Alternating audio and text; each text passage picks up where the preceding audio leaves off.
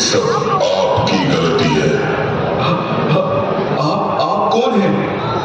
मैं वही हूँ जिसने तुम्हें बनाया। पेड़ पौधे, हरियाली, शुद्ध हवाएं, नदी, दरिया, वनस्पति, पशु पक्षी का निर्माण किया ताकि आप इंसानों को हर वस्तु की सुविधा मिल सके।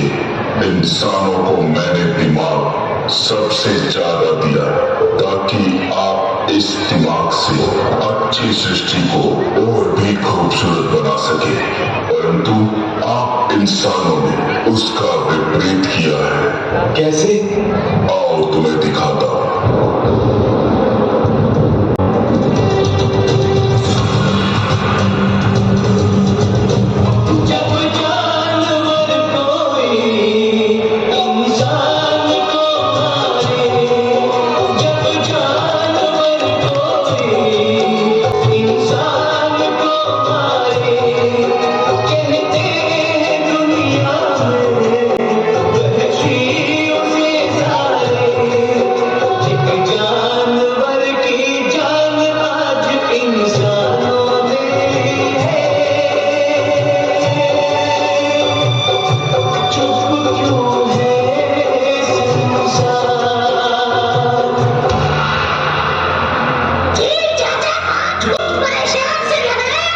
परेशानी तो है, पिछले कुछ दिनों से हमारे काफी पक्षी मर गए हैं। हमारी प्यारी सी वो सोन चिड़िया वो भी मर गई, बुलबुल भी मर गई, और वो कितना प्यारा गाती थी कोयल वो भी बेचारी मर गई। अगर ऐसा रहा तो हम सब पक्षी मर जाएंगे, हम खत्म हो जाएंगे। इंसानों को कभी हमने नुकसान नहीं पहुंचाया, ना ही कभी इनके घरों को खत्म किया। फिर इन्होंने ये हमारे घर जिन पेड़ों पे थे उनको क्यों काट डाला? ये खूबसूरत पेड़ जो इंसानों को ऑक्सीजन देते हैं, फल देते हैं, हरियाली देते हैं, अपने फायदे के लिए, घरों की शोभा बढ़ाने के लिए जंगल काट डाले अपने फायदे के लिए। फायदा नहीं हुआ चाहता, ये भारी नुकसान होने वाला है इंसानों को। फर्नीचर के लिए लकड़ी की जरूरत है, कागज के लिए भी लकड़ी की जरूरत है, आग जलाने के लिए लकड़ी की जरूरत है। चाचा, लकड़ी तो सब चाहते हैं, लेकिन पेड़ लगाना कोई नहीं चाहता, और ये इंसानों के लिए तबाही का संकेत है। ये इंसान हम सबको मारने पर क्यों तुला है?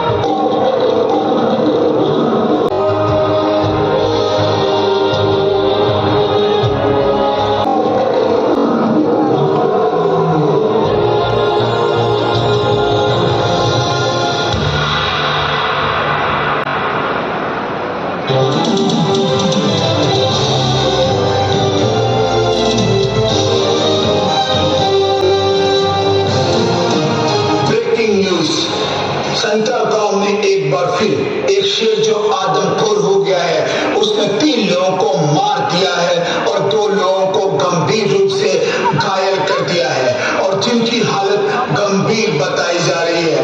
अभी पिछले ही दिनों हमने कन्नू गांव में भी कुछ हाथियों के द्वारा काफी घरों और लोगों को नुकसान पहुंचाने की खबर आपको दी थी। आखिर क्या वजह है जो ये जंगली जानवर गांव में आकर इंसानों को नुकसान पहुंचा रहे हैं?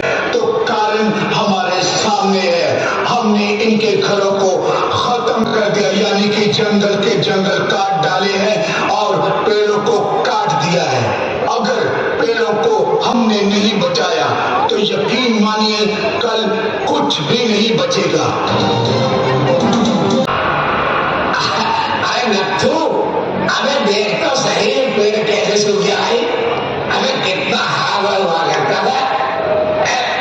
हाँ यार, बिल्कुल सही कह रहा है तू। लेकिन ये सूख कैसे गया? मैं सूख गया।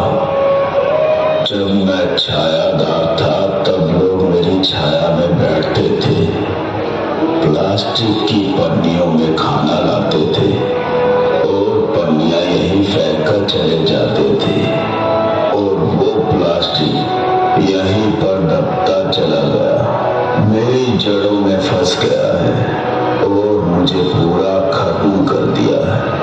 हम पेड़ तो आगे ही गिने चुने रह गए हैं।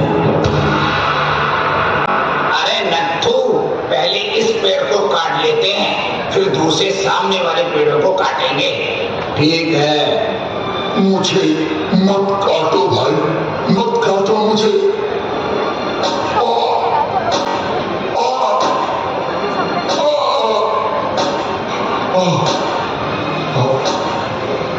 अबे ये आवाज पेड़ से आई है। हाँ, अबे इसे नजरअंदाज कर, चल काट, मत सुन किसी की बात, काट इसे, ठीक है?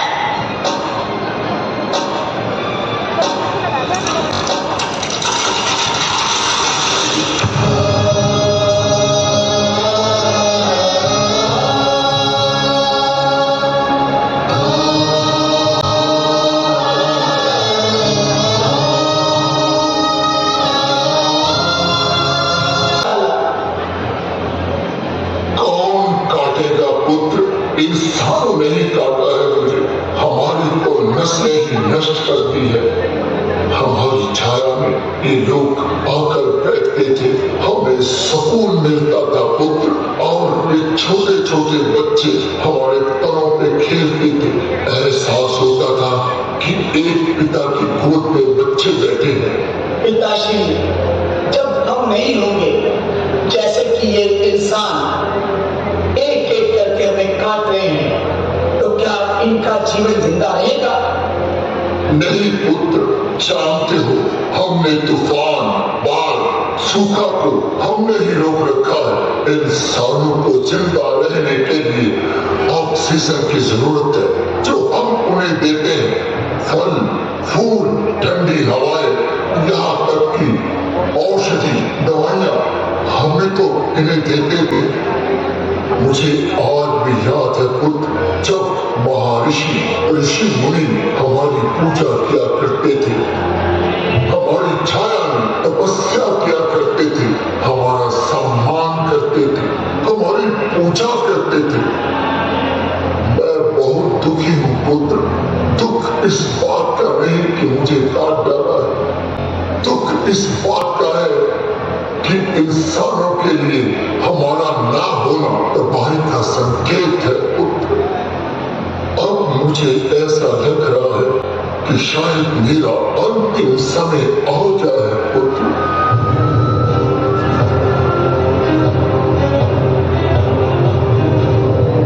लेकिन जो ये इंसान पेड़ों को काट रहे हैं ना, इनके लिए भी बहुत ही मुश्किल समय आने वाला है।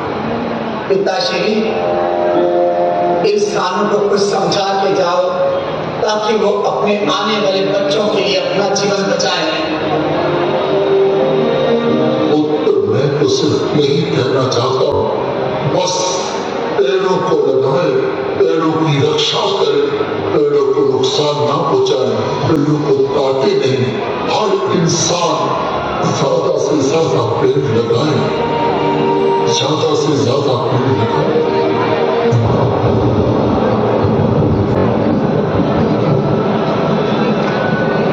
आपने देखा, जीवन हमारा इन पेड़ पौधों से जुड़ा हुआ है। खुशहाल जीवन के लिए, खुशहाली के लिए हरा भरा अपना देश बनाएं। चलो मिलकर पर्यावरण को बचाएं, पेड़ लगाएं, पेड़ बचाएं, पेड़ बचाएं।